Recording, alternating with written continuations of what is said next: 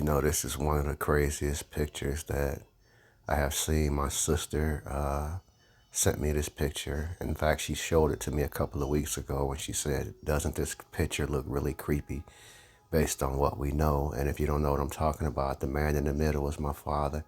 Many of y'all said y'all wanted to see my father. You wanted to see the monster. Well, here's the monster that destroyed our life. And the way I'm looking at this picture now, it's exactly what my sister said. She said, "Doesn't this hold a different meaning based on what we knew?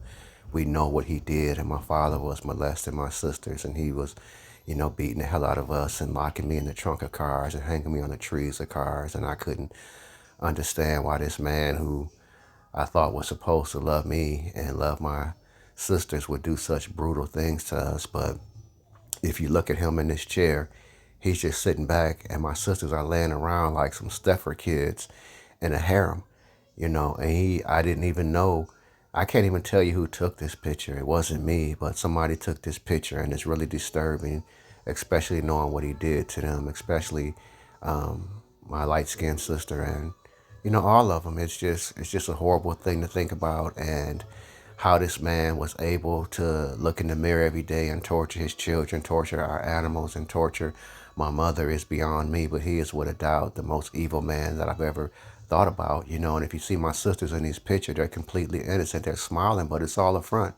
It's all a front for the camera, because behind that camera, behind those smiles that y'all see down there, and if you look at my sister at the lower left side, the light skinned one, she's not really smiling because she caught the brunt of a lot of stuff.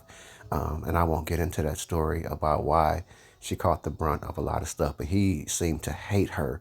But at the same time, he wanted to put his hands on her in a sexual way as a little kid. This most fucked up, excuse my language, this foul man that I've ever known. And I didn't even know this back then. I just found this out about a year ago, that he was doing this to my sisters. All I knew about this man here was that he beat the hell out of us. He tortured us extremely. And that was the way that he brought pleasure to himself. He enjoyed watching his own children suffer.